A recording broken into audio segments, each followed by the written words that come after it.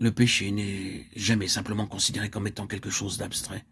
Il est toujours personnel, il a toujours rapport avec Satan.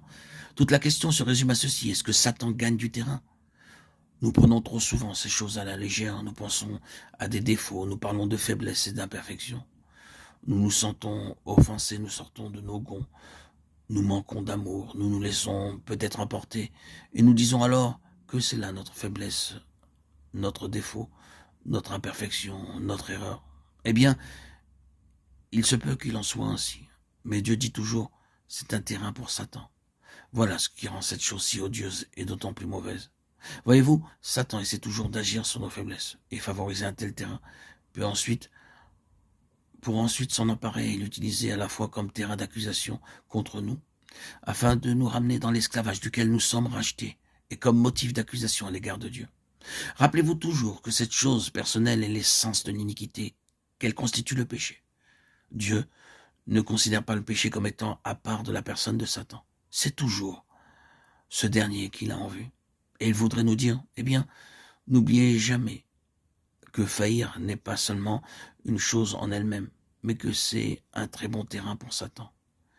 Et à moins de le lui reprendre, de le faire mettre en état et sous protection, il va l'agrandir, l'établir, le consolider. Et il vous sera bientôt beaucoup plus difficile de rétablir la situation. Ce n'est pas simplement un incident, une erreur, un contretemps. Il y a une personne, tout un système mauvais à l'œuvre en rapport avec cela. Oui. Et quel est l'effet qu'il cherche à produire? Quelque chose qui se dresse contre Dieu. La rébellion, l'anarchie. Le Seigneur Jésus, en portant nos péchés en son propre corps sur le bois, fut l'agneau de Dieu qui ôte le péché du monde. 1 Pierre 2, 24. Jean 1, 29. Ne pensez-vous pas que cela soit une chose très merveilleuse, étant donné que le péché et l'iniquité, la rébellion, l'anarchie, cette chose qui toujours provoque une rupture et se déchaîne contre Dieu, qu'un agneau règle tout cela? Un agneau est le symbole même de la soumission, n'est-ce pas? Semblable à un agneau qu'on mène à la boucherie. Ésaïe 53, 7. C'est exactement l'autre extrême de ce qui est sans loi et rebelle. L'agneau de Dieu a ôté le péché par l'intégralité de sa soumission à Dieu. Il a défait l'insoumission de Satan. Je pense que cela est frappant. Vous voyez les principes qui agissent, des principes puissants exprimés dans deux personnes.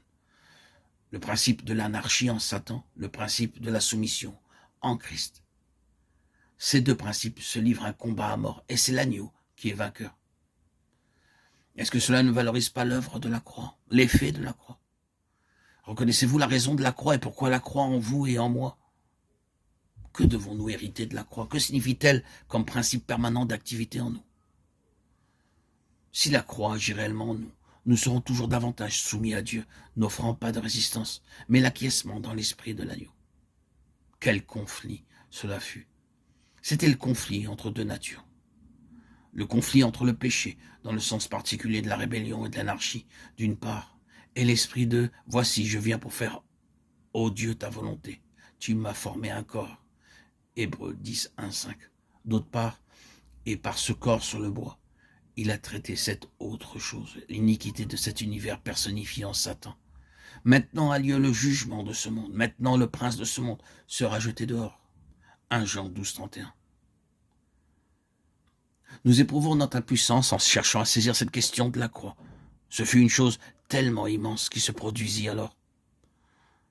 Je reviens à ceci. Dieu dit, nous allons régler cela ici et maintenant, une fois pour toutes. Le péché, dans le sens que nous lui avons donné, a été rencontré là, dans toute sa force. Le Jourdain regorge par-dessus toutes ses rives. Quel flux! Et il fut complètement et définitivement épuisé.